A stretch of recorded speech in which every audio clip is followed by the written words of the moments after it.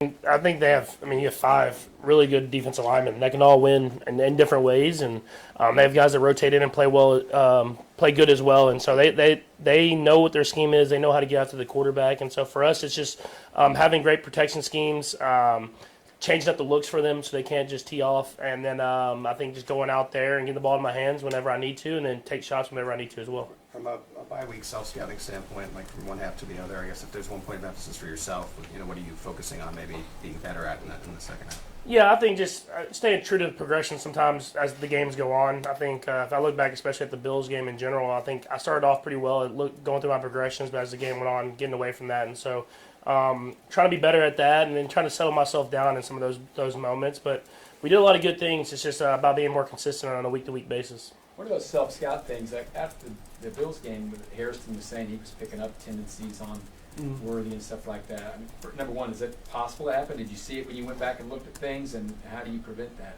I didn't necessarily see it, but I mean, obviously, if he said it, he saw something, and so we'll be better at looking at things like that. I appreciate the info so that we can be better at that as the season goes on. How big is your OC at Texas Tech, Eric Morris, is having a big year at North Texas? What helped you the most that you learned from him, just developing as a young quarterback? Yeah, I think he has a good feel for making you comfortable. I think that's the biggest thing. I mean, he obviously can see talent. You look at all the quarterbacks he's been with through all the different stops he's been in, but he gives you confidence to go out there and be yourself and play the game the way you're supposed to play, and he'll change the offense for that. And so it's not surprising to me that he's had so much success, and he's had a ton of success this year in North Texas, and I saw him this last offseason, and it's cool to see, like, his kids were like babies. Now they're getting older now, and it's cool to see that stuff as well. So I'm sure that he'll continue to have success either at North Texas or wherever he ends up at. Speaking of Tech, how'd you do on your picks? Do you know what your record ended up being? I don't know what my record was, but I think I'm really good on the actual picks. I don't know the spreads and stuff. I don't get a lot of practice at that. They don't let us do that stuff. So it's I don't think I did good with those, but I did good on my actual games and who won the game. So it was fun though. The game day was amazing. I mean, I grew up watching. I still watch it, and I think just the atmosphere in Lubbock, you can tell how much everybody appreciates the team, appreciates how much success they're having, and they're going to enjoy the moment. And I thought that was really cool. How big is this game? I realize they're all big, but how big is this game against this team? Yeah, I mean, they're first in the division, and they have a couple games on us. And so it's huge for the division, and that's always our first goal is win the division. And so it's a really good football team. There's no way around it. And so we have to go out there and play our best football, and I don't think we've done that yet. So after this bye, let's go out there, put a great week of practice together, and find a way to win in a hostile environment against a great football team. You guys are generally the ones who are a couple of games up on everyone else in the division at this time of the year. The tables have turned a little bit here. Does it feel different?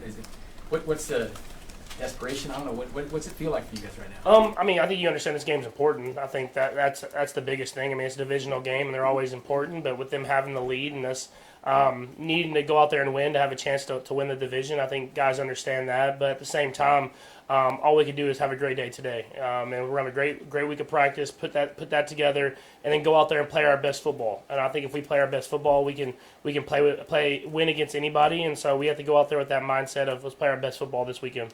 Yeah, Patrick, the division streak here predates you. So how much pride do you take in the consistency of having that every single year? Yeah, no, I mean, I think that's always our first goal. It's like the first goal we have that Coach Reed puts up is win a division, and we understand that it's always a challenge, and you have to go up against really good football teams that are scouting you all year long, and so we've been really good at that over these last 7, 8, 9 years, whatever it is, and so we got to continue to get better and better, and we have a lot of division games in front of us, and so if we can go out there and handle business and do what I think we can do, we can find a way to win this division, and so everything is kind of out in front of us. We just have to go out there with the right mindset. No matter who starts at left tackle, are you just full steam ahead, or are there things that you want to do to try and reintegrate Josh, whether he starts or not? No, I mean, you're kind of just you're full steam ahead. I think that's what so great about football is that you have to go out there and have the same mindset, the same mentality, and we're super excited to have Josh back and just being back in the building, and we'll get him out in the practice field and see where he's at. But I think you saw with both those guys, they can both play at a very high level, and so I think Coach will make that decision as the week goes on. But I have confidence in both of them that they'll go out there and have success. Kind of a follow-up to Sam, I guess, how concerned or how much you have to be aware of Nick Benito, 15, of how he can maybe wreck your game plan? Yeah, I mean, great pass rusher. I mean, he's someone that can really get after the quarterback. He's smart.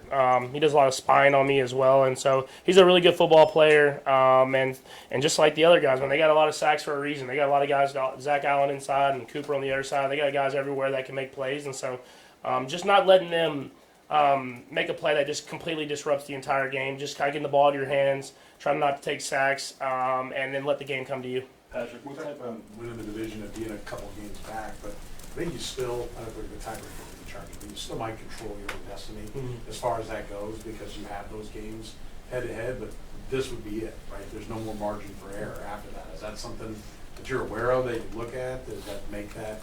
Yeah, I mean, obviously, if you lose this game, it's going to be with them having the tiebreaker and the would that be like 4 games ahead of us? It'd be tough to go back and get that one. But all you can do is just handle this week, and that's all you can really worry about. And we still play a lot of great football teams, but like I said, I feel like if we play our best, we can beat anybody. And so we have to just continue to get better and better, be more consistent throughout games and throughout week to week, and that starts with practice today. Patrick, also related to that, I mean, how much do you feel like having that as the first goal and being successful at it with the divisions has really been the underpinning for everything else you guys have been able to do? I mean, I know you can get to the playoffs without it, but I mean, how much has that been like foundational to? Yeah, I think, I mean, first off, you get the home game at Arrowhead, which I think is huge, and we've proved that we can go on the road and win, but just being able to play at Arrowhead is an advantage. I mean, with the noise and the atmosphere, and you can feed off the crowd and stuff like that, and so, and it kind of checks that first box for you to show that you've accomplished something in the year, and now it's built on to the next goal, and so it's been something that's been important to us. And so we'll still have that mindset of finding a way to win it this year, but it all starts with this week.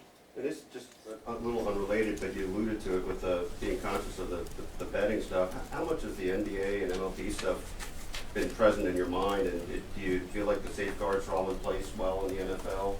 I mean, they let us know. I mean, the NFL and the NFLPA kind of tell us all the different rules that you can and can't do. I just stay away from it, just because I don't want to put myself in that position. I mean, that's something that your life's so great. Why mess with it, you know? And so it does get. I think more than anything, to me, it gets weird sometimes when like you have fans talking about it, just because like you're just trying to go out there and live your life and play the game, and sometimes they get really attached to them even more than like the regular fan because they have money on the line, and so. For me to them, I would just say don't do anything that you can't recuperate or live without. And so it's a crazy world we live in these days, seeing all this stuff happen. But I think you just focus on the football and focus on the sport that you love and why you're here. Then you don't have to worry about all the other stuff. Todd?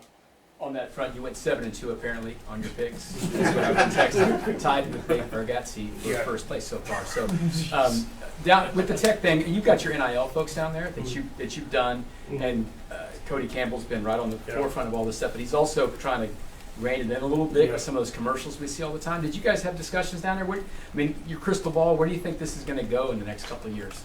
Yeah, I mean, I'm sure they're going to find something with the revenue sharing that will help kind of stabilize it a little bit. I mean, you want people to get paid, and you want people to get paid as much as they can. But at the same time, you don't want that to affect other sports as well. And I think that's what Cody is so big on, is he wants to keep the integrity of college football and with guys being able to make money that will change their families' lives. And so I don't know exactly what that's going to be, if that's limiting the amount of times you can transfer, or if that's having ways that you can spread the money across all the sports. But I think Cody does it the right way, and I think that's why, and Texas Tech does it the right way, and I think that's why they're having so much success, because you've seen teams kind of do the NIL thing and not work out, but they're doing it with a basis of going there to love to play the game of football with money that will change your family's lives, and I think that's what it's got to be all about at the end of the day. Last one, Steve. A few games you guys have lost this season. You've always talked about the lack of energy during the bye week. Have you been able to put your finger on why that is? I wouldn't say necessarily. I mean, I think more than anything, it's just being able to battle through adversity and some of these tight, close, contested games. It's something that we've kind of always just been able to do. and it hasn't happened this year. And so I think going into the bye, I think that was the main point for all of us was just let's find a way to battle through that adversity. And the season's kind of been a microcosm of the whole of these close games that we've been playing in is that we haven't been able to win in these big moments that we've used to. And so in order to get to where we want to get to, we got to learn how to do that. And I think that all starts this week. Anything you've done differently, in the close game that you played last year compared to this year? I think just if I look back at just the Bills game and at the very end of the Bills game, it's just maybe not going for that big play so early, just trying to get the ball out of my hands and get the drive going. That's something that I've always been good at, but at the same time, I got to keep the aggressive mindset. So just kind of working with stuff like that.